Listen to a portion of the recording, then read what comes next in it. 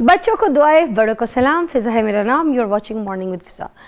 नाज़रीन, साइंस जो है ना वो इतनी ज़्यादा तरक्की कर गया है कि अब तो हम उल्टी सीधी चीज़ें भी जो है ना वो बनाना शुरू कर दी। एक जापान है, उधर एक ऐसी मशीन जो है ना तैयार की गई है जहाँ पर इंसान जो है उसकी धुलाई होती है, मगर ये धुलाई जो है ना ये नहाने वाली धुलाई है। ये इंसानों को नहलाने के लिए एक मशीन बनाई गई है और ये 15 मिनट के अंदर इंसान को ऐसे झकास नहला देती है और साथ साथ उसको जो है ना खुश्क भी कर देती है। इसके अंदर माइक्रो बबल्स होते हैं, जो आपको माइक्रो बबल्स के ज़रिए इसको आपकी बॉडी को वॉश किया जाता है। और इसके अलावा इसके अंदर आप लेट के नहाते हैं, ठीक है।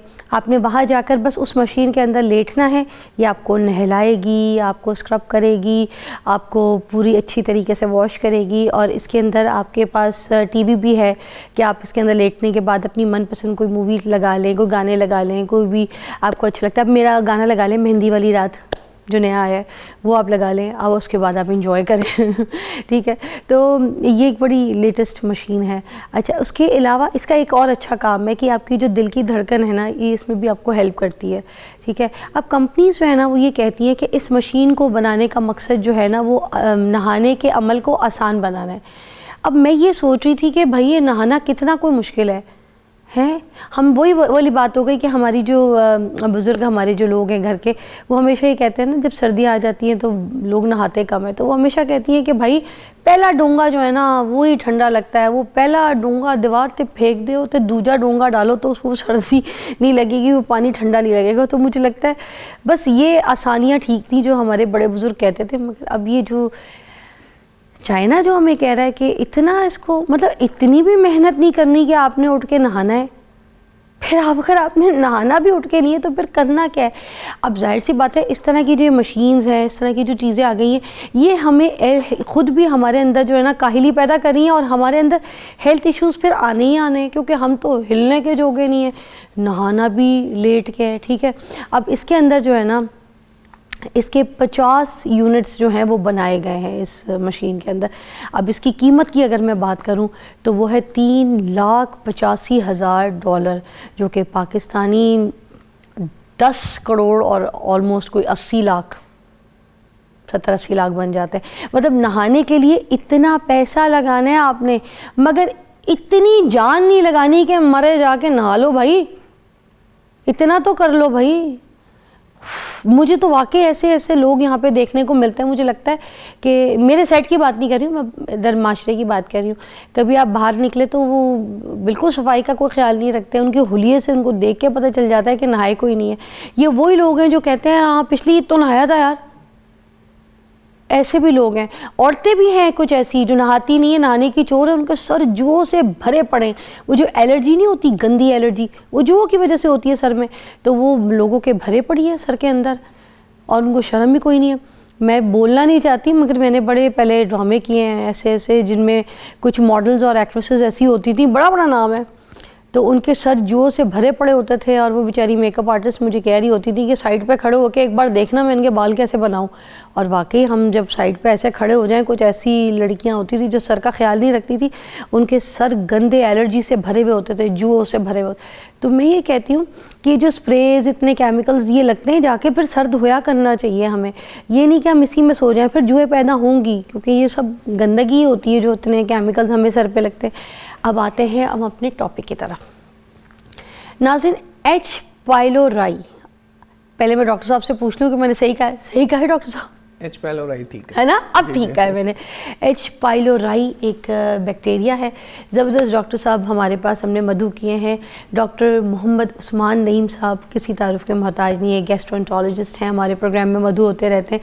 मगर आज इस टॉपिक को एलैबोरेट करने के लिए हमने बुलाया, क्योंकि देखिए H. पाइलोराई जो है ना उसके बारे में हमने बड़ी गलत चीज़ें सुनी हैं कि ये मैदे के अंदर जो है ना जाके आपके मैदे से आपके दिमाग में चला जाता है बैक्टीरिया, फिर ये आपको जो है ना बहुत सी चीज़ें कॉज करता है। जैसे अब मैदे में ये जलन भी पैदा करता है, गंदे गंदे बर्ब्स इससे आते हैं, गैस प्रॉब्लम रहता है, ब्लोटिंग रहती है। फिर सबसे बड़ी बात अल्सर की जो शिकायतें हैं वो इसकी वजह से ही सुनने को आती हैं। इसके बारे में, क्या ये बातें सच हैं, झूठ है, और अगर इसका कोई बहुत ऐसा गंदा हाथ है हमारे उस पेट के बैक्टीरिया मैदे के लिए, तो फिर हमने इसका इलाज भी आज इनसे पूछना ही पूछना है। तो ये पहले पूछ लेते हैं कि है क्या। मुझे नहीं लगता आपको सही से पता होगा एच पाइलोरी है क्या, है ना जी। अस्सलाम वालेकुम। वालेकुम सलाम, बहुत शुक्रिया आपने बुलाया। Thank you for coming. मुझे बताइएगा एच पाइलोरी है क्या डॉक्टर साहब? अच्छा, एच पाइलोरी एक बैक्टीरिया है। हाँ। और दुनिया की आधी आबादी के पेट में ये बैक्टीरिया है। अच्छा। पाकिस्तान, हमारी जो टेक्स्ट बुक है जिसकी काफ़ी जल्दें हैं, हज़ारों सफ़े हैं, उसमें एक जगह पाकिस्तान का जिक्र है, और वो ये है कि पाकिस्तान में एच पाइलोरी बहुत ज़्यादा है, और हमारी पॉपुलेशन में इसका जो इंसिडेंस है, जो रेशो है, वो तकरीबन 80% लोगों को है। इसलिए एच पाइलोरी को हवा नहीं बनाना, हाँ बहुत ज़्यादा प्रेवलेंट है, बहुत ज़्यादा लोगों को है, कुछ लोगों को नुकसान भी देता है, लेकिन ये कोई इतना ख़तरनाक जरासीम नहीं है। अगर इतना ही ये ख़तरनाक होता और 80% लोगों में रह भी रहा है तो हम सभी तकरीबन बीमार होते। तो सबसे पहली तो बात ये है कि डरना नहीं है। अच्छा, ये कोई इतना ख़तरनाक नहीं है। हाँ, इलाज कैसे करना है उसके बारे में हम बात ज़रूर करेंगे, किन लोगों को नुकसान देता है, लेकिन सबसे पहला पैगाम यही है कि इसकी बेस पे आपने लोगों के हाथों में खेले नहीं जाना। कि हम देखते हैं कि कोई भी बीमार है, उसे कहते हैं जाओ एच पाइलोरी करवा के आओ। एच पाइलोरी करवाता है, पॉजिटिव आता है, 80% लोगों को है पॉजिटिव आएगा ही, 80% चांसेस है। कहते मैंने तुम्हें कहा था ना, 80% चांसेस होते हैं, तुम्हें कहा था एच पाइलोरी है। तो इसलिए ये कोई इतना हवा नहीं बनाना, ये कोई इतना खतरनाक नहीं है। और एक जरासीम है, बैक्टीरिया है जो पेट में रहता है, जो अमूमी तौर पे 2-3 काम करता है।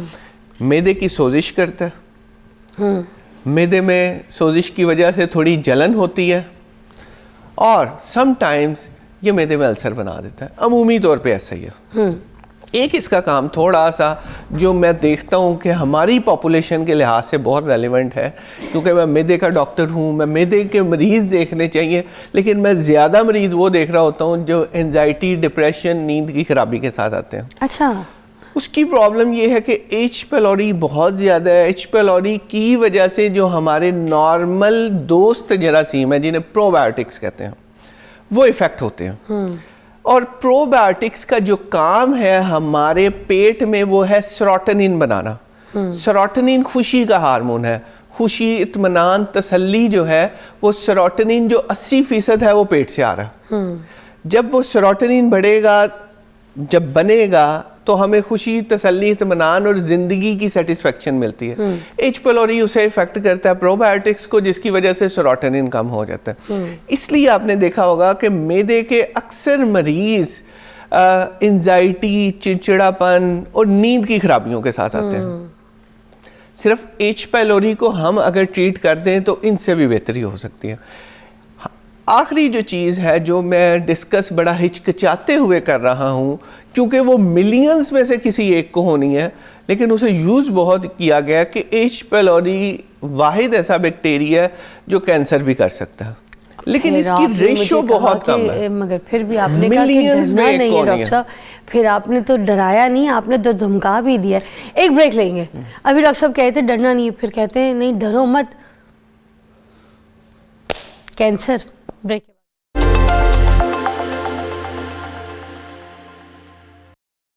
अच्छा, थोड़ी देर पहले डॉक्टर साहब जो कह रहे थे एच पाइलोरी से जो है ना घबराने की ज़रूरत नहीं है, ये जो है ना 100 में से 80% जो लोग हैं उनको हो सकती है। मगर हमें ब्रेक से पहले डॉक्टर साहब ने डरा दिया कि इससे कैंसर भी हो सकता है। अब डॉक्टर साहब ये क्या गेम किया आपने हमारे साथ?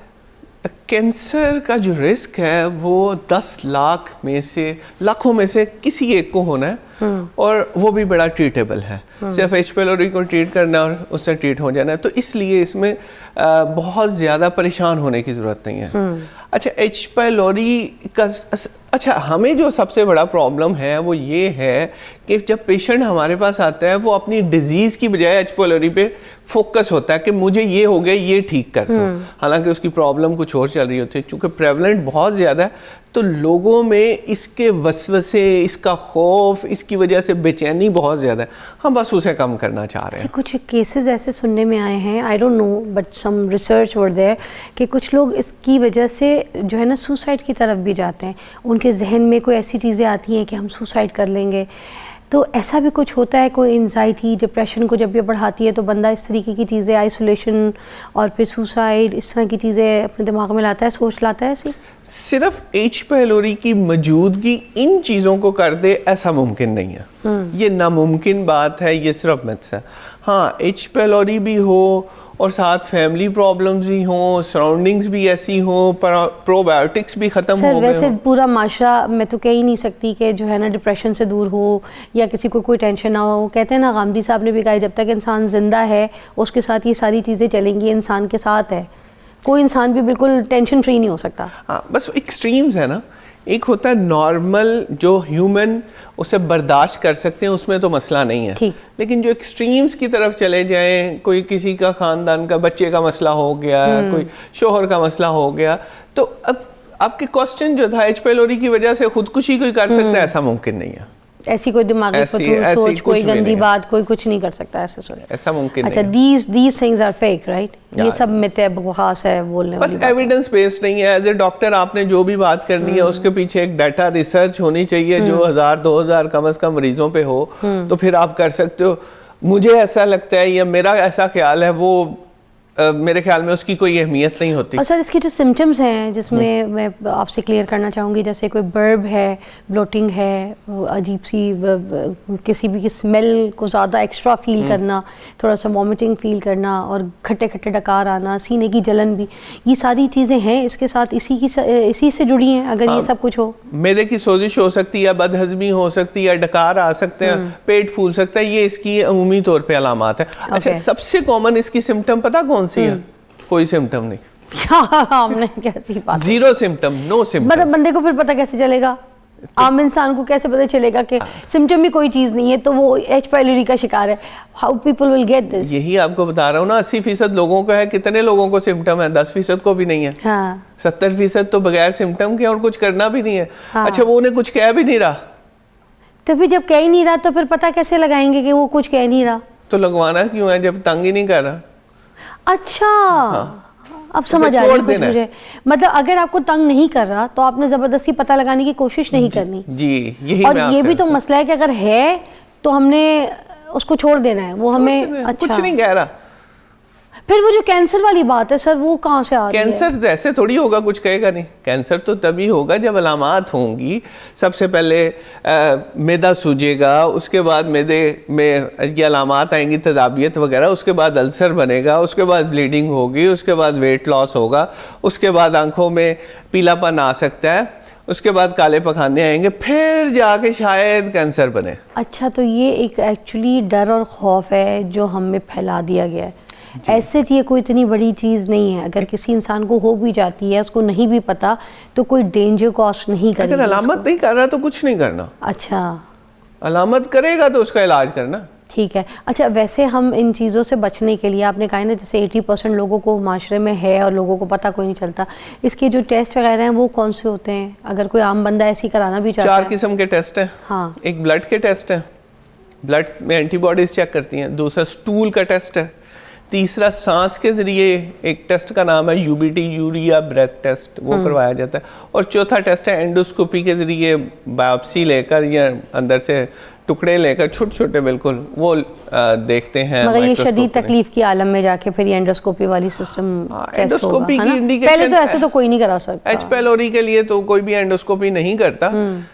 कोई और प्रॉब्लम हो तो हम बायोप्सी जरूर लेते हैं ताकि देख लें एच पायलोरी। सर, कोई एच पायलोरी किसी को पता हो या ना हो, मगर हो ही ना उसको जिस्म में, इसके लिए कोई लहसुन, कोई ऐसी हर्बल मेडिसिन या कोई घरेलू टोटके नुस्खे कोई काम करते हैं जो इंसान अपनी रोज़मर्रा की लाइफस्टाइल में ऐड करे तो उसको ज़रा सबसे सुकून रह गया, पहले मुझे तो नहीं हो सकता ये। एच पेलोरी सबसे पहले तो जाना है मुंह के जरिए, ठीक है। गंदे पानी से, गंदी खुराक से, हाइजीन बेहतर कर लें। ओके, दूसरी बात, अपनी इम्यूनिटी मतलब बाहर के खानों से भी, गंदे खानों से, बार बार तेल में पकने वाले जो रेस्टोरेंट में चीज़ें मिलती हैं उनसे, पानी से, खास तौर पे पानी गंदे का सबसे हाथों बड़ा से। प्रॉब्लम है। ओके, ठीक है। पानी और गंदी खुराक, सबसे पहले हाइजीन बेहतर होगी। ठीक है। दूसरा, इम्यूनिटी बेहतर करनी है, प्रोबायोटिक्स वगैरह, जिसमें दही सबसे बेहतर है।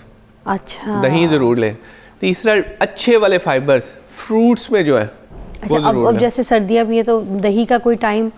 कोई किसी टाइम भी ले सकते हैं, बस खट्टा ना हो, ख़राब ना हो। ओके। और रात ये के खाने के एक्सपायरी साथ लिए भी काम लोग करता लेते है? हैं, सुबह नाश्ते के साथ भी लेते वाह हैं। वाह वाह, ठीक है। तो किसी टाइम में प्रोबायोटिक्स, प्रोबायोटिक्स। ठीक है। तीसरी चीज़ है एक्सरसाइज हाँ, और हाइड्रेशन, ठीक इम्यूनिटी को बेहतर करने के लिए। ओके। और आखिरी चीज़ है फाइबर्स, अच्छे वाले जो कम्प्लेक्स फाइबर्स हैं, जो फ्रूट्स में है, जैसे केला है, सेब है, नाशपाती है, अमरूद है, वो अगर आप लेंगे तो आपकी इम्यूनिटी बेहतर होगी और आपके जो प्रोबायोटिक्स हैं उन्हें भी खुराक मिलेगी। जब प्रोबायोटिक्स को खुराक मिलेगी तो आपके बाकी जो गंदे वाले जरासीम है वो उन्हें अभी जो मेडिकल प्रोबायोटिक्स होते हैं उनका भी इस्तेमाल किया जा सकता है? आई कांट रिकमेंड एक्चुअली कि मेडिकल की जो चीज़ें हैं वो एंड पे रखनी चाहिए। अब जिस तरह एच पेलोरी के लिए भी 3-4 एंटीबायोटिक्स हम इकट्ठी करके देते हैं, बट रिकमेंडेशंस तब हैं वो जब स्वेयर डिजीज़ हो। परफेक्ट। आम पॉपुलेशन को कभी भी दवाई की तरफ नहीं लगाना चाहिए। Got it, thank you so much, बहुत बहुत शुक्रिया। एच पेलोरी कोई इतनी डेंजरस चीज़ नहीं है डॉक्टर साहब के कहने के मुताबिक। अगर आपको है भी और आपको तंग नहीं कर रही है तो ज़बरदस्ती का उसका पता लगाना कोई ज़रूरी नहीं है। उस पते पे आप ख़त नहीं लिख सकते, तो घबराएं नहीं, मगर कुछ अपनी प्रोबायोटिक्स और ख़ास तौर पे कुछ कार्ब्स जो हैं अच्छे हेल्दी, वो अपने अंदर जो है ना इनटेक लें, अच्छी ऐड करें, अपने खाने में, अपनी डाइट में शामिल करें, और बाहर के जो गंदे जंक फूड्स हैं या गंदा पानी, उससे परहेज़ करें, फिर आपको ये कभी भी नहीं होगी। ठीक है, take a break. Thank you sir.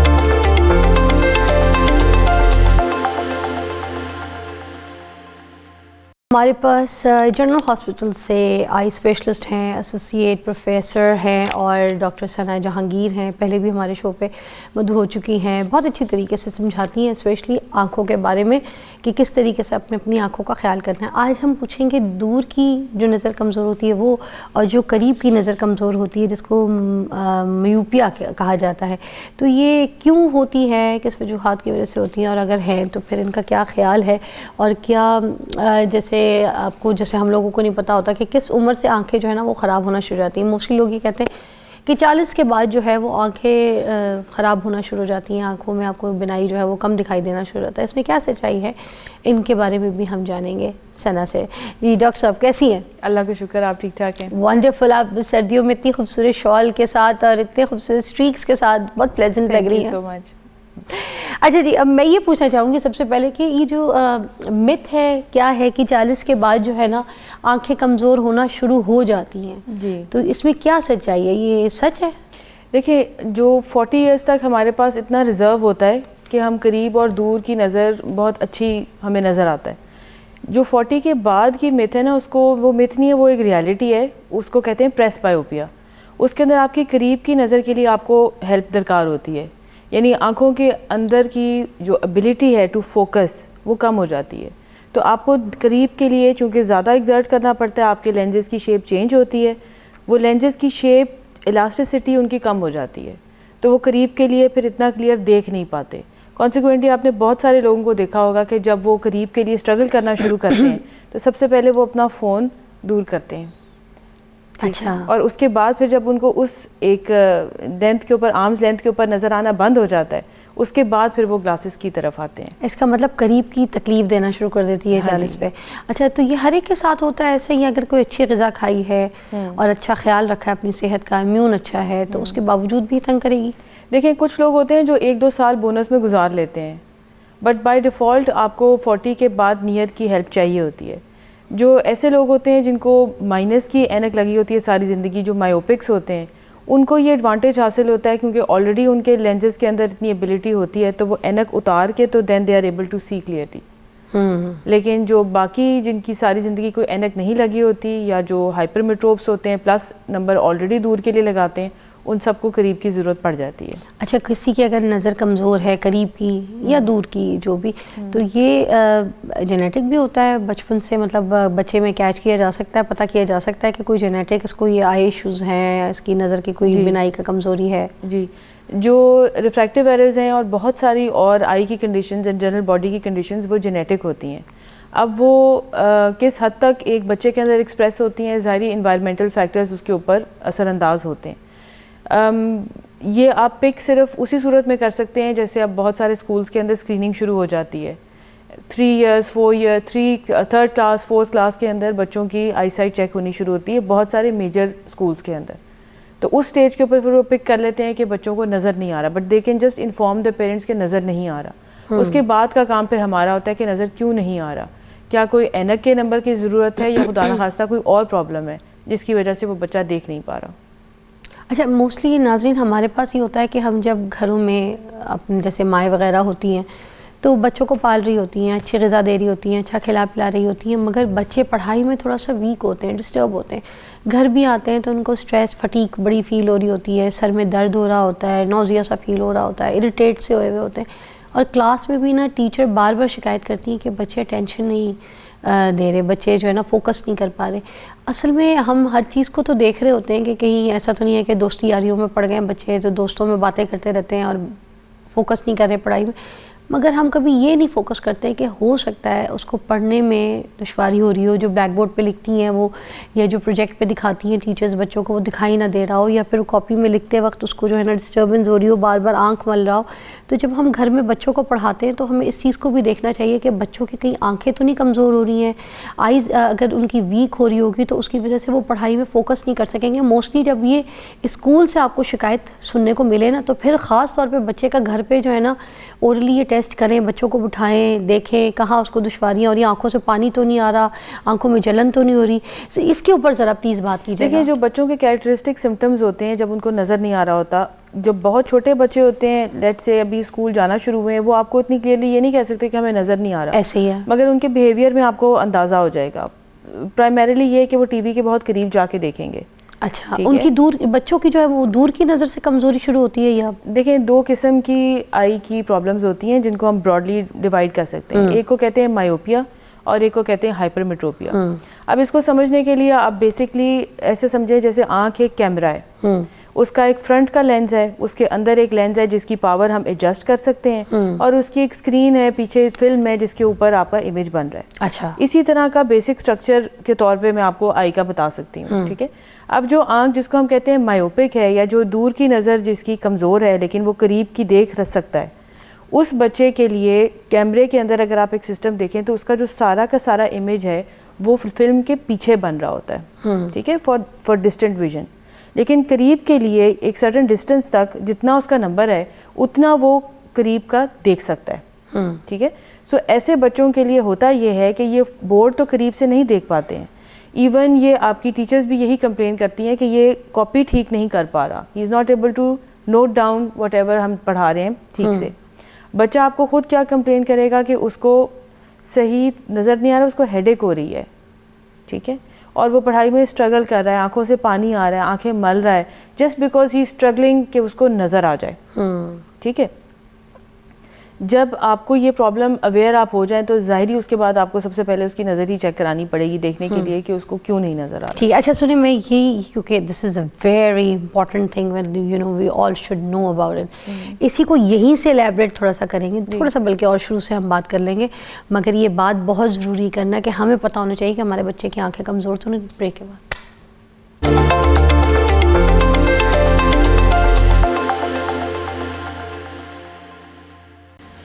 नाज़रीन, बड़ी इम्पॉर्टेंट बात है, दोबारा हम यहाँ से एलैबोरेट करेंगे कि जो माएँ हैं ना, ख़ास तौर पे हमसे मिस्टेक ये होती है कि जब हमारे जो बच्चे स्कूल में पढ़ रहे होते हैं, छोटे होते हैं और 7-8 साल 9 साल 10 साल की उम्र होती है और बच्चे ना बड़ा कंप्लेन कर रहे होते हैं कि आज स्कूल नहीं जाना, इरिटेट हो रहे होते हैं और उनको स्कूल से भी ना बड़ी शिकायतें होती हैं और कंप्लेन आ रही होती है बार बार टीचर्स की कि आपके बच्चे जो है ना पढ़ाई में फोकस नहीं कर रहे, उस वक्त हम ये नहीं देखते कि हो सकता है हमारे बच्चों को कोई नज़र का कोई इशू हो रहा है, वो जो लिख के दे रही हैं बैक बोर्ड पे या प्रोजेक्टर पे पढ़ा रही हैं वो नहीं दिख रहा, या कॉपी में उनको लिखते हुए राइटिंग में कोई इश्यूज़ हो रहे हैं। इस पर बात करेंगे हम आज। तो आपने क्या कहा है कि प्लीज़ हमें इसका बता दें कि हमें किस तरीके से पता चलेगा कि हमने इसको एड्रेस करना है कि हमारे बच्चों की आंखें कमज़ोर हो रही हैं। देखिए, मैं आपको ना एक छोटी सी एग्जांपल देती हूँ। मेरी अपनी बेटी है छोटी, एंड जब वो अभी स्कूल भी नहीं जाती थी तो मुझे पता लग गया था कि उसकी नज़र कमज़ोर है, बिकॉज वो टीवी के पास जाके खड़ी हो जाती थी। So this is like the biggest hint. कितने साल की थी? ये थी 3 साल की थी तब। तो इतनी सी बच्ची का एड्रेस हो गया क्योंकि मुझे अंदाज़ा हो गया कि ये इसको नज़र नहीं आ रहा। दूसरा, आप ये गौर करेंगे कि जिन बच्चों की नज़र कमज़ोर होती है, even before they start going to school, उनका एक लिमिटेड स्फीयर होता है जिसके अंदर वो सब कुछ देख रहे हैं और कर रहे हैं। दूर से उनको कोई क्यू मिलेगा तो वो उसको फॉलो नहीं करते हैं। तो ये आपके लिए प्री स्कूल गोइंग चिल्ड्रन, आपके पास ये हिंट्स आने लग जाते हैं। अच्छा। बिकॉज जो इम्पोर्टेंट बात आपके लिए रियलाइज़ करने की है वो कि सिर्फ eye sight is not the only reason जिसकी वजह से आपका बच्चा देख नहीं पा रहा। कुछ बच्चे पैदा होते हैं कंजेनिटल कैटरेक्ट्स के साथ, तो उनको जल्दी एड्रेस करना ज़रूरी होता है, बिकॉज आपके बच्चे के नज़र के रास्ते बन रहे हैं। अप टिल 10 ईयर्स आपके पास ये टाइम है कि या आप उनको एनक लगाएं या आप उनकी कोई सर्जरी होने वाली है तो वो करवाएं, ताकि वो जो सर्जरीज हैं वो छोटी उम्र में जी हो जाती हैं। अच्छा। जी हो जाती हैं और कर देनी चाहिए। अच्छा। बिकॉज अगर आप उनको क्लियर विजन नहीं देंगे, हाँ, और वो 10 साल की उम्र तक फजी विजन में गुजार देंगे अपना टाइम, तो फिर आप जो मर्जी कर लें, आप उनके नज़र के रास्तों को डेवलप नहीं कर सकते। छोटे बच्चों की कौन कौन सी सर्जरीज होती हैं जो कि सेफ़ है? देखें, अगर तो छोटे बच्चे हैं और कंजेनिटल कैटरेक्ट्स के साथ पैदा हुए हैं तो उनको एड्रेस कर देते हैं, लेंस निकाल देते हैं, उनके कैटरेक्ट्स निकाल देते हैं, फिर कुछ अर्सा वेट करने के बाद उनको इंट्राओकुलर लेंसेज डल जाते हैं। सो ये वो सर्जरी है जो बिल्कुल बेसिक है और जो वक्त पे हो जानी चाहिए। ज़्यादा कॉम्प्लेक्स और प्रॉब्लमेटिक तब होता है जब पीछे से पर्दे के मसाइल हों। उनको एड्रेस करना छोटे बच्चों में डिफ़िकल्ट होता है, लेकिन एड्रेस कर देना ज़रूरी होता है। मगर ये लेज़र ऑपरेशन तो नहीं होते? नहीं, लेज़र के लिए तो हम 18 साल तक के से पहले बात ही नहीं कर पाते। अच्छा। और दूसरी बात यह है कि जो हाइपरमेट्रोपिया है, हाइपरमेट्रोपिया को अगर आप गूगल करेंगे तो उस पर निकलता यही है कि फार साइटेडनेस, यानी कि वो दूर का क्लियर देख रहे हैं। हालांकि जो हाइपरमेट्रोप्स होते हैं उनकी डिग्री ऑफ हाइपरमेट्रोपिया पर डिपेंड करता है कि क्या वो करीब और दूर दोनों फजी देख रहे हैं या वो सिर्फ दूर क्लियर देख रहे हैं और करीब फजी देख रहे हैं। तो ये चीज़ पेरेंट्स के लिए अंडरस्टैंड करना मुश्किल है। बेस्ट उसका ऑप्शन ये है कि जब आपका बच्चा टीवी के करीब जा रहा है, स्कूल में स्ट्रगल कर रहा है, बोर्ड से सही कॉपी नहीं कर रहा, टीचर के साथ या आपके साथ एक सर्टेन डिस्टेंस के बाद इंटरैक्ट नहीं कर पा रहा, ये आपके लिए वो वार्निंग साइंस हैं कि मेरे बच्चे को नज़र नहीं आ रहा, they are not seeing clearly. तो इनको जल्द अज जल्द चेक करवाएं और जो ऐनक लगती है लगवाएं। लगवाने के बाद भूल नहीं जाना, बिकॉज बच्चा ग्रो कर रहा है, जैसे उसकी बॉडी ग्रो कर रही है उसके नंबर भी ग्रो हो सकते हैं, तो उसका नंबर चेंज हो रहा है। उसका नंबर 6 मंथ्स में डेफिनेटली चेक होना चाहिए। सूनर अगर वो कहे कि जी मुझे this is not comfortable for me, या मुझे उससे फिर वही आपको मसाइल आने लग जाए बावजूद ऐनक के।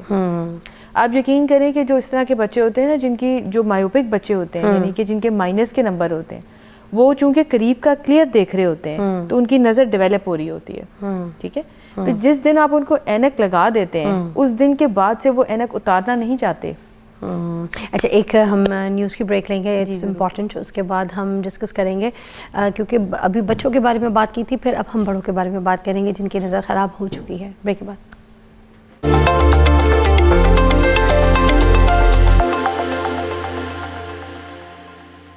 ओके, डॉक्टर सना हमारे साथ मौजूद हैं और हमने बच्चों के ऊपर तो बात की, अब हम बड़ों के ऊपर बात करेंगे। जब बड़ों की आंखें कमज़ोर हो जाएं और किस पॉइंट तक अगर टेस्ट कराएं, तो वो उसके बारे में पहले यहाँ से शुरू कर दें कि जब हमें डॉक्टर को दिखाना ज़रूरी हो जाता है।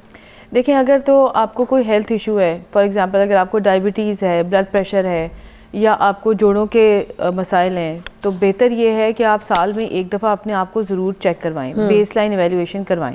डायबिटिक्स के लिए तो इंटरनेशनल रिकमेंडेशन है कि आप साल में एक दफ़ा ज़रूर चेक करवाएं, आगे से लेके पीछे तक चेक करवाएं। फिर एज़ योर डिज़ीज़ है उस पॉइंट पे, उस हिसाब से आपको बुलाया जाता है कि आपने आना है, कब आना है फॉलोअप के लिए। जब आपका पहला विजिट होता है उसके ऊपर आपकी आई साइट भी चेक हो जाती है, आपके बेसिक एग्ज़ाम रेटना का भी हो जाता है, आपको एक ऑल की रिपोर्ट मिल जाती है कि आप कहाँ खड़े हैं। So I would what my recommendation is कि 40 के बाद साल में एक दफ़ा अपने आप को ज़रूर चेक करवाएं and then take it from there, because कुछ ऐसी डिजीज़ हैं जो बिल्कुल साइलेंट होती हैं, जैसे ग्लोकोमा, काला मोतिया, वो आपको बताती भी नहीं है कि मैं आ गई हूँ, एंड देन वो आपको जब डैमेज एक हद से ज़्यादा क्रॉस कर जाता है तो फिर आपको आइडिया होने लगता है कि आई एम इन ट्रबल। मतलब इसके कोई सिम्टम्स भी नहीं है? नहीं, glaucoma is a silent disease, जिसे काला मोतिया कहते हैं। वो एक बहुत साइलेंट डिजीज़ है, वो आपकी साइडों की पेरिफेरी विजन की ख़राब करती है। तो अनलेस कि आपको कोई वक्त पे चेक कर ले, आपको वो सिम्टम नहीं देती जब तक कि वो काफ़ी एडवांस नहीं हो जाती। अच्छा, और किसी को आंखें हिली थोड़ा सा ब्लरी फील हो रहा हो जी, तो आफ्टर 40 जी, तो ये इश्यूज पे भी एड्रेस करवाना चाहिए, डॉक्टर के पास जाना चाहिए। और ये जैसे हम मोबाइल देख रहे हो सपोज, ठीक है ना, और हम चीज़ें कुछ पढ़ रहे हैं, कुछ लिखी हुई आ गई और किसी को अगर नज़र नहीं आई तो मोस्टली मैं देखा है लोग यूँ जाके ना उसको देखने की कोशिश करते हैं थोड़ा सा डिस्टेंस करके, या फिर किसी ने अगर प्रोटेक्टर लगाया हुआ है वो जो हिडन वाला डार्क, तो उससे भी लोगों को इशू होता है, ठीक है ना। कुछ लाइट अगर तेज़ कर दो तो उससे इश्यूज होते हैं। इसके बारे में भी बता दें फिर इससे किस तरीके से हम हैंडल करें। देखिए, जो करीब की नज़र है वो तो प्रेस बायोपिया, उसके लिए तो डेफिनेटली अगर आपको ये प्रॉब्लम आ रहा है कि दूर पकड़ना पड़ रहा है, देखिए एक सर्टेन टाइम तक तो आप दूर पकड़ के गुजारा कर लेंगे, ठीक है। उसके बाद आपकी नेक में स्ट्रेन आने लग जाएगा, आपके सर में दर्द होने लग जाएगी, बिकॉज आपकी आंखें कॉन्स्टेंट स्ट्रगल में हैं वो देखने के लिए जो उनको नज़र नहीं आ रहा। तो उस स्टेज पे पहुंचने से बहुत बेहतर है कि आप ग्लासेस प्रिस्क्राइब करवा लें और उनको यूज़ करें and be comfortable, enjoy good clear vision. That is मतलब वो एक प्लेजर है ज़िंदगी का। कोई आई ड्रॉप्स वगैरह जैसे लोग क्यूरिन का बहुत इस्तेमाल करते हैं, और भी दूसरे कोई कंपनीज के आई ड्रॉप्स आ गए हैं जो लोग बहुत मोस्टली मूड होते हैं और उसको इस्तेमाल करते हैं, क्योंकि कुछ लोग जैसे सिगरेट्स पीते हैं या फिर कोई किसी किस्म का नशा या ड्रग करते हैं, तो उसमें भी मैंने देखा है कि वो आई ड्रॉप का इस्तेमाल करते हैं कि उनकी आंख लाल ना हो, सूजी भी ना हो, फील ना हो, रगे बाहर ना नज़र आए। तो ये आंखें ख़राब तो नहीं करती हैं या ये कुछ? देखिए, जो इस तरह के ड्रॉप्स हैं ना, उसके अंदर ऐसी ड्रग्स होती हैं जो आपकी ब्लड वेसल्स को टेम्परेरी ना कंस्ट्रिक्ट कर देती हैं, यानी कि वो सुकड़ जाती हैं और वो लाली गायब हो जाती है। तो ये आप कंटिन्यूस बेसिस पे इस्तेमाल नहीं कर सकते। उसकी 2-3 वजूहात हैं। पहली उसकी वजह यह है कि आपको इनके साथ रेजिस्टेंस हो जाती है, आप इकट्ठे 3-4 दिन के बाद इनका असर ख़त्म हो जाता है।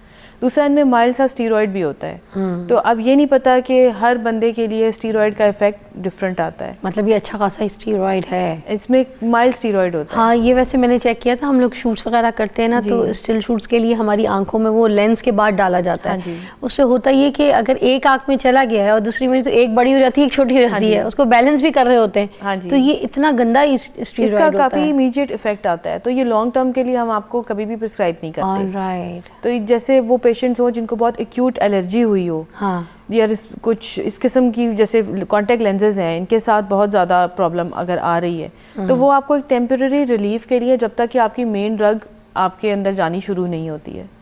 बाकी जहाँ तक आर्टिफिशियल टीयर्स हैं, बिकॉज अब स्मॉग का भी टाइम आया हुआ है और ड्राई आई बहुत कॉमन है, पूरे पाकिस्तान को ड्राई आई है तकरीबन। तो आर्टिफिशियल टीयर्स ऐसी चीज़ है जो ओवर द काउंटर आपको अवेलेबल होती हैं एंड आप उसको सेफली यूज़ कर सकते हैं। जी, आर्टिफिशियल टीयर्स जो कि सिर्फ टीयर्स हों, दे आर सेफ, मगर उनमें भी डिफरेंट कैटेगरीज आती हैं अकॉर्डिंग टू आपकी आंखें कितनी ड्राई हैं। तो वो आपको कौन सी इस्तेमाल करनी चाहिए वो तो आपको कोई देख के ही बता सकता है। लेकिन अगर आपको बहुत इरिटेशन है, प्रॉब्लम है, तो artificial tears is the only safe drug जो आप इस्तेमाल कर सकते हैं रेगुलरली। जी, अच्छा, ये कुछ लोग आंख साफ करने के लिए कैस्ट्रोल ऑयल का इस्तेमाल करते हैं, कहते हैं हफ्ते में एक बार कर लेना चाहिए। कैस्ट्रोल ऑयल से आंखें जो है ना थोड़ा कॉटन बड में लगा के, उंगली से लगा के कैस्ट्रोल ऑयल से, हम जितनी भी ड्रामा एक्ट्रेसेस वगैरह होती हैं, जब हमें रोना होता है तो कैस्ट्रोल ऑयल का इस्तेमाल करते हैं हम लोग, तो वो लगाते हैं। तो उसके बाद हमें नहीं, ग्लिसरीन का इस्तेमाल करते हैं, sorry not the Castrol oil. दोबारा मैं सब कुछ बोलती हूँ, रील मेरी ख़राब हो गई है। अच्छा, हम जितनी भी एक्ट्रेसेस होती है ना, जब हम लोगों को रुलाना होता है तो या ड्रामे में एक्टिंग करनी होती है तो हम लोग ग्लिसरीन का इस्तेमाल करते हैं, जिससे आंखें जो है ना हमारी नम हो जाती हैं या फिर ग्लेयर आ जाती है, आंसू आ जाते हैं। मोस्टली ये कहा जाता है घरों में भी कि एक बार हफ्ते में जो है ना ग्लिसरीन लगा के आंखों को साफ़ करें, चाहे उंगली के पोर में लगा के या फिर कॉटन बड में लगा के, तो उससे आंखें साफ़ होना अच्छा है वो। तो is that really good? I disagree with that. उसकी वजह यह है कि अल्लाह ताला ने आपकी आंख के अंदर एक केमिकल बैलेंस रखा हुआ है, जिसके अंदर ऑयल्स ऑटोमेटिकली आपकी अपर लिड्स के अंदर ग्लैंड्स रिलीज़ कर रहे हैं, फिर एक पानी की लेयर है जो वो ऑयल्स कंटेन करते हैं, यानी कि बाहर नहीं गिरने देते वो पानी। तो जो केमिकल कॉम्पोजिशन अल्लाह ताला की ज़ात ने आपकी आंखों के लिए बनाया है, उसको ये सारी चीज़ें करती हैं डिस्टर्ब। आर्टिफिशियल टीयर्स हम तहत मजबूरी देते हैं, वो भी एक सर्टन कॉम्पोनेंट है जो आपके आंखों के अंदर हम सेफली आपको दे सकते हैं कि आप ये डाल लें। इसके अलावा ये कॉन्सेप्ट कि आंखों के अंदर पानी के छट्टे डाल लें या आंखों के अंदर रोज़ वाटर डाल लें, कुछ लोग तो शहद भी डाल चुके हैं। रोज़ वाटर तो रोज़ ही लोग डाल के निकलते हैं, तो ये गलत है। इसका भी बता दें। हाँ। जी ये गलत है काम, बिकॉज आप वो सारा कुछ फ्रिज में रखते हैं रोज़ वाटर की बोतल छोटी वाली, और उसको आंख ऊपर करके तो आई ड्रॉप ऐसे डाल के बच्चों को भी डाल के भेज रहे होते हैं कि आंखें ठंडी रहेंगी। नहीं, ये गलत है, ये बिकॉज आप सारा कुछ डिस्टर्ब कर देते हैं। आंखों में जो लोग पानी के छट्टे डालते हैं उनका कॉन्सेप्ट ये होता है कि आंखें धुल गई हैं, मगर वो ये चीज़ रियलाइज़ नहीं करते कि जो आपका pH है आंख के पानी का, वो भी तो धुल गया है सारा।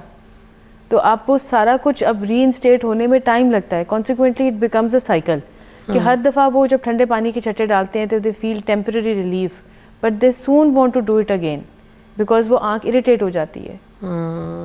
Thank you so much doctor Sana, बहुत अच्छी तरीके से रहनुमाई की। आखिरी में एक छोटी सी बात बता दूं, क्योंकि जो मुझे भी यहाँ से समझ आई है वो आप तक पहुँचाऊँ। ये जितनी एक्ट्रेसेस हैं, जब मैं भी एक्टिंग करती थी तो मुझे रुलाया जाता था ये ग्लिसरीन से, और एक होता है विक्स की शीशी खोल देते हैं और उसको आंख के ऊपर रख के तो उसको कहते हैं देखो करीब लाके, और उससे ना आंखों में ग्लेयर और फिर आंसू आते हैं। या फिर विक्स को भी लेके तो थोड़ा थोड़ा साइडों पे ऐसे ऐसे लगाया जाता है आंख की बॉल के साइड पे, तो उससे भी ना हल्की हल्की जलन फील होती है, फिर उससे आंसू आते हैं। ये जितने एक्टर्स हैं इसी से रो रहे होते हैं। ये आपके लिए इतना ख़तरनाक है, आपकी आंखें ख़राब कर सकता है, अंधा कर सकता है आपको। देखिए अकल के अंधे तो हम होते हैं, तभी इन लोगों की बात सुन के डायरेक्टर प्रोड्यूसरों की तो फिर या बाकी किसी ऐसे अहमक एक्टर की कि बेटा ऐसे कर लो, ऐसे रो लेना। मुझे भी किसी बड़े एक्टर ने ही कहा था कि बेटा ऐसे करो, ऐसे रोना, मैं लगी रही। उसी तरह सेट पे आवाज़ें आना शुरू होती है, ग्लिसरीन लाओ, ग्लिसरीन लाओ, ग्लिसरीन लगाओ, मेकअप आर्टिस्ट ग्लिसरीन लगा रहा होता है। तो ये चीज़ें ना अब ज़िंदगी से हमें दूर करनी पड़ेंगी। जो कुछ है अपने पुराने दुख दर्द याद करके रो लें, मगर ग्लिसरीन और विक्स के ज़रिए ना रोएं। ब्रेक के बाद मिलते हैं।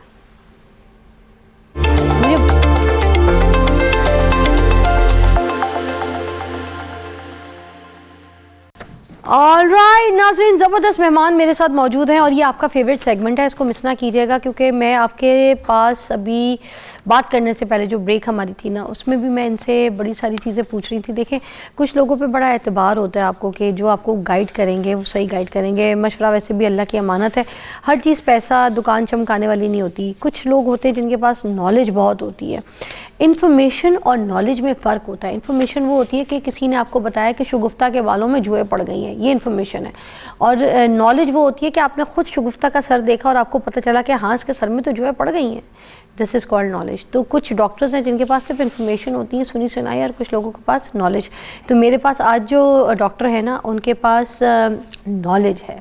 डॉक्टर मरियम मंजूर, very young but very hard working, very talented, और डर्माटोलॉजिस्ट हैं, स्किन स्पेशलिस्ट हैं, और किसी तारीफ़ की मोहताज नहीं है। हंसना क्यों शुरू हो गई? मैंने आपकी तारीफ़ की तो सच्ची सच्ची तारीफ़ की है ना, दिल से भी की है मैंने, आपको पता है, मगर आप हंसी क्यों? मुझे नहीं, मुझे वैसे आपकी असल में ज़माना ऐसा नहीं है ना कोई सच बताए। मेरे पे ना लोग बहुत एतबार करते हैं, सबको पता है कि मैं जो बोलूँगी सच बोलूँगी। नॉलेज आपके पास बहुत है। मैं अपनी बेटी के स्किन के लिए अगर हाइलुरोनिक एसिड भी लेती हूँ या कहीं से कोई ब्रांड खरीद रही होती हूँ, मैं इनसे पूछ रही होती हूँ कि मैं ये हाइलुरोनिक इस्तेमाल कर लूँ, बच्चों के लिए सेफ़, ठीक है, अगर बच्चे करना चाहते हैं सीरम वगैरह इस्तेमाल। मेरी बेटी 10 साल की करती है, तो वो मैं इनसे पूछ के करती हूँ। अच्छा, इस तरह की बहुत सारी ऐसी आज हम बातें तो करेंगे, कॉल्स भी आपकी शामिल कर लेंगे, मगर हम मेन बात करेंगे जो मिथ है ना कि डर्माटोलॉजिस्ट जो है ना ये चीज़ें अगर हमें करके दे देती हैं या कर देते हैं तो उसके बाद जो है ना अपना पैसा बनाने के लिए तो हमारे ऊपर वो दोबारा हमें करानी चाहिए कि नहीं करानी चाहिए, या बस एक बार तो कहीं स्किन जल ना जाए, कहीं ख़राब ना हो जाए, कहीं एनीथिंग। तो ये सारी चीज़ों के ऊपर बात करेंगे आज कि कौन सी चीज़ें सही हैं या मिथ हैं या नहीं करानी चाहिए। Mariam, how are you? मैं ठीक हूँ, thank you Fiza for your trust. और देखो मेरा भी हमेशा यही होता है कि हम अच्छी इन्फॉर्मेशन अपने लोगों तक पहुंचाएं ताकि उनको सही और गलत का पता चले कि इलाज क्या है, और जस्ट जो इन्फॉर्मेशन या जो मौजूद है यूट्यूब इंटरनेट पे या चैट जीपीटी से लोग आजकल अपना इलाज करने की कोशिश कर रहे हैं, तो उसमें क्या प्रॉब्लम्स बाद में उनको फेस करना पड़ती हैं, क्योंकि उस पर रॉन्ग इन्फॉर्मेशन भी होती है, राइट इन्फॉर्मेशन भी होती है। ऐसे ही है। अच्छा, अब ये बता दीजिए कि जो बोटॉक्स के बगैर तो दुनिया अब रह नहीं सकती है, तो ये जो बोटॉक्स है इज़ दैट रियली सेफ, और क्या इसको कराना चाहिए, किस एज से शुरू किया जा सकता है? ठीक है, अच्छा बोटॉक्स सेफ़ है, ठीक है, और अब तो ये बहुत सारी मेडिकल कंडीशंस जैसे मिग्रेन में इस्तेमाल हो रहा है, बहुत सारे जो टिक्स के मसले होते हैं जिसमें फेशियल मसल्स जो होते हैं वो रिलैक्स नहीं होते, कॉन्ट्रैक्चर्स होते रहते हैं, मूवमेंट्स होती रहती हैं, उनके अंदर हम बोटॉक्स यूज़ कर रहे हैं एज अ मेडिकल ट्रीटमेंट, और वो बहुत इफेक्टिव हैं कि पेशेंट को उससे बहुत रिलैक्सेशन मिलती है और वो मसल रिलैक्स हो जाता है और फेशियल मूवमेंट बेहतर हो जाती है, पेशेंट को कॉन्फिडेंस बहुत इंप्रूव होता है, ठीक है। तो बहुत सारी डिसऑर्डर्स में हम आजकल यूज़ कर रहे हैं और बहुत इफेक्टिव है। हाँ, अच्छा, अब ये देखें कि क्या है, कब से करवाना चाहिए। अगर आप चाहते हैं कि आप बहुत ज़्यादा एज ना करें या आप बहुत ज़्यादा डिपेंडेंट टू द ट्रीटमेंट्स ना हो, तो आप अर्ली एज से अपनी स्किन केयर स्टार्ट करें, एंड देन आपको लगे कि फिर उससे होता है कि आपको बहुत लाइंस रिंकल्स उतने नहीं पड़ते जितने कि उस पेशेंट को पड़ेंगे या क्लाइंट को जो कोई कभी किसी ने कोई चीज़ इस्तेमाल ही नहीं की, ठीक है। तो फिर आपको इतना ज़्यादा जल्दी बोटॉक्स पे जाने की ज़रूरत नहीं पड़ेगी। लेकिन हाँ, अगर आपको आंखों के रिंकल्स आ गए हैं या इस तरह से है, या माथे पे बहुत ज़्यादा, या वॉल्यूम लॉस बहुत ज़्यादा हो रहा है, या आपने डाइट की है उससे एकदम से बहुत ज़्यादा वेट लॉस किया, तो उसके बाद अगर रिंकल्स पड़ रहे हैं या फिर झुर्रियाँ पड़ रही हैं या वॉल्यूम लॉस हो रहा है, तो फिर बोटॉक्स या फिलर्स का सहारा लेना पड़ता है। तो ये बोटॉक्स जो है कितने टाइम तक चलता है, और कौन सी कंपनीज जो हैं इसके लिए बेस्ट काम करती हैं?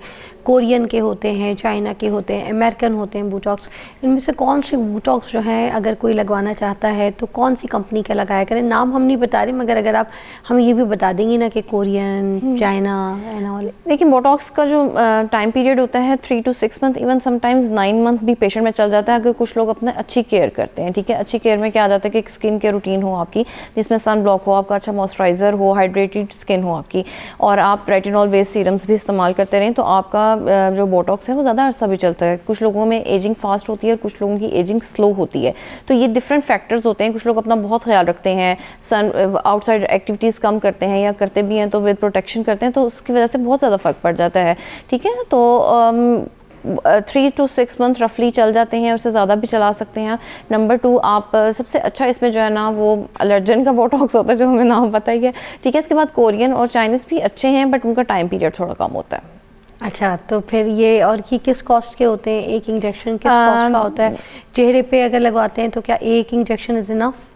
देखिए, डिफरेंट होता है बोटॉक्स का, और एक पेशेंट को कितने चाहिए होते हैं, हम इसमें एक दफ़ा लगाने के बाद री-एवेल्यूएट करते हैं, बिल्कुल री-एवेल्यूएट करते हैं कि क्या इस पेशेंट को कम की ज़रूरत है या ज़्यादा की है, तो फिर हम टचअप के तौर पर नेक्स्ट सेशन में करते हैं। कॉस्ट में? वन टाइम में हम नहीं आपको बता सकते कि इतना रफली इतना लगता है। एक रफ यूनिट्स होते हैं जो कि फिक्स होते हैं कि आपने इन जगहों पर लगाने, लेकिन हर पेशेंट पे वन रूल फिट ऑल नहीं आता।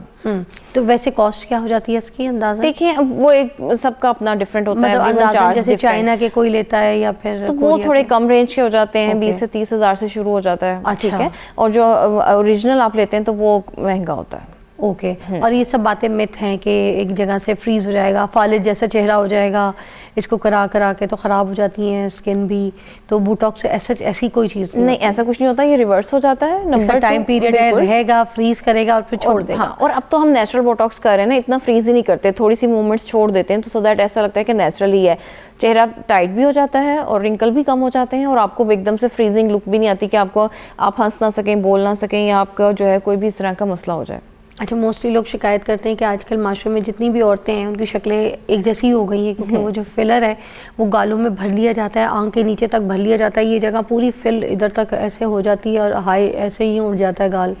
तो ये वाली जो चीज़ें हैं इसके बारे में प्लीज़ हमें एलैबोरेट कीजिएगा कि वो कहा जाता है कि अगर फिलर करवा लिया जाए तो उससे एक तो मुँह बहुत बड़ा आता है, ठीक है, मुँह बड़ा फील भी हो रहा होता है, गाल भी चढ़े चढ़े मुँह पर बहुत फील होते हैं, और उसके बाद वो जब गिरना शुरू होता है तो वो कोलेजन जैसे गिर रहा होता है स्किन का, उसी तरीके से वो भी गिरना शुरू हो जाता है। इसमें क्या हकीकत है? क्या वाकई वो गिर जाता है और वो फिर अच्छा पहले ये था कि हम सेंट्रल फेस में ज़्यादा या मिड फेस में ज़्यादा फिलर करते थे, लेकिन अब साइड्स पे आपने देखा होगा कि बहुत सारे जो इंटरनेशनल इंजेक्टर्स हैं वो सारे साइड फेस की जो साइड्स हैं उन पे फिलर्स लगा रहे हैं, तो और बहुत कम हो गया। कैमरे में बता देंगी कौन सी जगह पे? जैसे पहले होता था कि हम इस एरिया में ना, आप जिसकी बात कर रहे हो कि ये मोटे हो जाते हैं, नोज या चिन बड़ी हो गई और इस तरह से, अब जो है वो साइड्स पे चल रहा है कि जो टेम्पल्स हैं और इधर करते हैं, या फिर रीस्ट्रक्चर या जो बायोस्टिमुलेटर्स आ गए हैं उनकी वजह से ये हो गया है कि फेस को वो नेचुरल लुक देते हैं, यंगर यंगर लुक देते हैं कुछ टाइम के लिए, और उसके बाद उनको दोबारा लगवाना पड़ता है, लेकिन ये कि वो उस तरह से जमा नहीं होते, वो ख़त्म हो जाते हैं, डिज़ोल्व हो जाते हैं।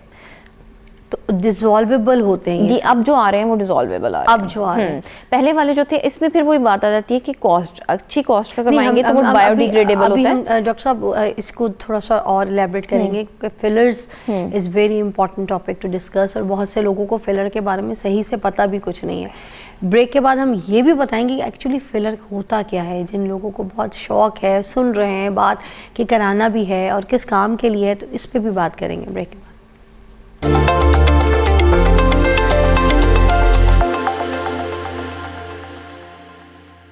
ओके जी, अब हम पूछेंगे बड़ों के बारे में भी और बच्चों के बारे में भी कि जो ये मिथ है कि भाई अगर छोटी बच्चियां हैं और उनको लेज़र की कोई ट्रीटमेंट करानी है, हेयर रिमूवल के लिए कोई उनको अपनी सेटिंग्स करवानी है, तो वो किस एज से करवा सकती हैं बच्चियां, और ये किस एज तक कराते कराते जो है हेयर बिल्कुल हमेशा के लिए जो है ना वो रिमूव हो जाते हैं, तो ये प्लीज़ हमें इस पर भी गाइड कर दें।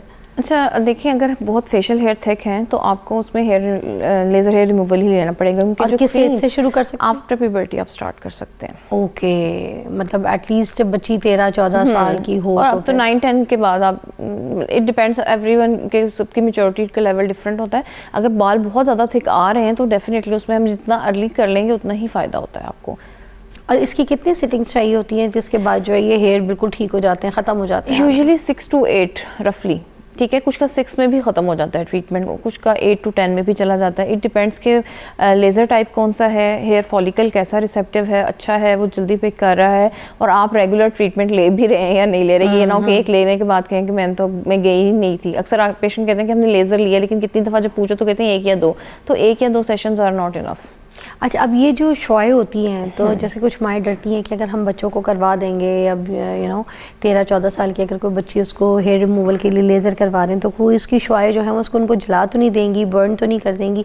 क्या ऐसे केसेस सामने आते हैं? हाँ बिल्कुल होते हैं। IPL जो होता है ना, लाइट थेरेपी, उससे बर्निंग होती है, ठीक है। जो लेज़र है that is very specific, like जो अगर है ना 808 की है या 750 नैनोमीटर है, 1064 है, जो भी है वेवलेंथ, वो एक स्पेसिफिक होती है, तो वो बर्न नहीं करती। और आप ये हम बता सकते हैं अपनी मर्जी से, अगर हम अपने बच्चों को लेके जा रहे हैं तो हम ये कह सकते हैं कि हमें इस वेवलेंथ पे चाहिए? नहीं, वो आपका डॉक्टर इतना होना चाहिए कि वो खुद ही देख के बताए कि ये इसके लिए ये है। जैसे हम अक्सर हमारे पास पेशेंट आते हैं, हम कहते हैं कि नहीं आपके हेयर्स पे ये वाला लेज़र नहीं होगा, ठीक है। तो ये एक्सपीरियंस आपका होता है, या फिर सेफ्टी होती है कि देखना होता है कि क्या किस पेशेंट के लिए कौन सा लेज़र होगा, ठीक है। ठीक है। हाँ, वो आप नहीं स्पेसिफिकली, आप ज़्यादा बेहतर नहीं जज कर सकते, डॉक्टर बेहतर जज कर सकता है कि ये जैसे फाइन लाइंस, फाइन हेयर्स के लिए अलग होता है, ठीक है। थिक एंड कोर्स हेयर के लिए अलग होता है। हाँ, ये मैं आपको रफली बता सकती हूँ कि जैसे फाइन हेयर हैं और थिन हैं, ठीक है, तो उनके ऊपर एलेक्जेंड्राइट लेज़र जो होता है वो हम ज़्यादातर इस्तेमाल करते हैं, ठीक है, या लॉन्ग पल्स यूज़ करते हैं। फिर जो थिक कोर्स हेयर होता है उस पर डायोड का बहुत अच्छा रिजल्ट है, और डायोड में ये तीनों वेवलेंथ्स होती हैं जो मैंने बताई हैं। अच्छा, अब ये जो रेड लाइट होती है जो फेस पे दी जा रही होती है, सैलून्स में अब तो फेशियल के बाद भी दी जा रही होती है, और डर्मा फेशियल्स हो गए और हाइड्रा फेशियल्स हो गए, उनमें भी बहुत सी किस्म की लाइट्स का इस्तेमाल किया जाता है, तो इज़ दैट ऑल सेफ़? क्योंकि वो तो डॉक्टर्स नहीं कर रहे, वो तो पार्लर्स और सैलून्स में हो रही हैं। सैलून्स वालियाँ जो होती हैं वो इस तरह की एजुकेटेड तो नहीं होती हैं, तो क्या हम इस तरह के फेशियल्स ले सकते हैं? Is that all safe?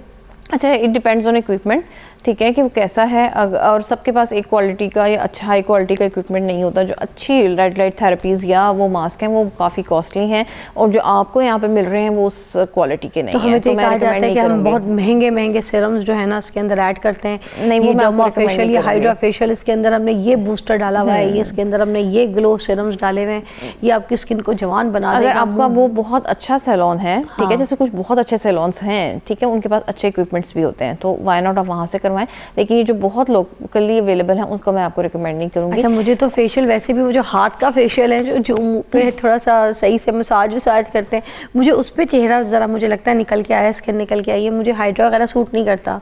और मुझे पता नहीं, या शायद मैंने सैलून से करवाया कहीं, अभी डॉक्टर से नहीं करवाया, तो ये फ़र्क है डॉक्टर्स और सैलून की जगह का? हाँ बिल्कुल है, क्योंकि देखो जो हाइड्रा फेशियल है ना वो water facial, it's like water facial, यानी आपने सीरम की मदद से फेशियल करना है।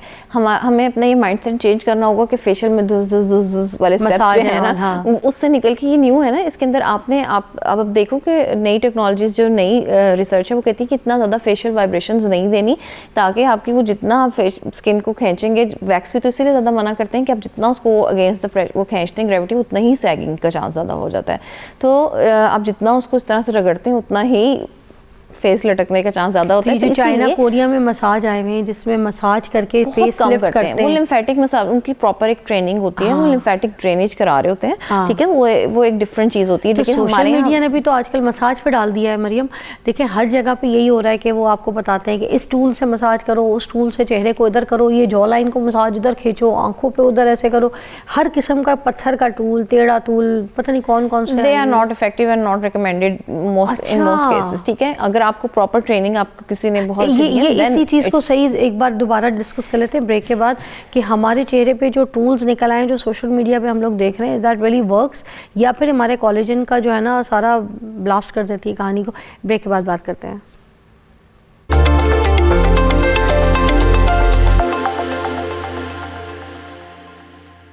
Okay, welcome back. और हम बात कर रहे हैं मरियम से। वो हमें ये बता रही है कि जो टूल्स वगैरह जो आजकल सोशल मीडिया पे देख के हम लोग इस्तेमाल करना शुरू कर दिया है हम लोगों ने, कि अपर लिफ्ट जो है उसको मसाज करना है उन टूल्स के ज़रिए अपने चेहरे को, उससे जो है आपको टाइटनिंग फील होगी, ऐसे फेस लिफ्ट फील होगा। तो मरियम ये बता रही है कि वो चीज़ें आपकी स्किन के लिए सही नहीं है। वो किस तरीके से, प्लीज़ बताइएगा। अच्छा देखिए, टूल्स बहुत ज़्यादा आपको नहीं पता होता कि कहाँ पे किस एरिया पे प्रेशर देना है, या तो आपने इसके लिए कुछ ट्रेनिंग ली हो, ठीक है, वरना अदरवाइज अगर आप करना चाहते हैं तो फेशियल एक्सरसाइजेज जो हैं, फेस का योगा जो एक्सरसाइज हैं वो करें, ठीक है। और वैसे भी ओवरऑल एक्सरसाइज स्टार्ट करें, उससे बहुत बॉडी पे फ़र्क आता है, ठीक है। ब्लड फ्लो बेहतर होता है, लिम्फेटिक ड्रेनेज भी बेहतर होती है, तो वो ज़्यादा इफेक्टिव होता है बजाय कि आप एक एरिया को करें। और दूसरा ये होता है कि हाँ, ये ट्रांजिएंटली आपको बहुत अच्छा इफेक्ट देता है कि फॉर 1 आवर 2 आवर आपका फेस लिफ्टेड फील होता है, तो फंक्शन है। ये जाने से पहले आप इसे यूज़ कर सकते हैं, लेकिन एज अ रेगुलर बेस आप इसे प्लीज़ ना इस्तेमाल करें।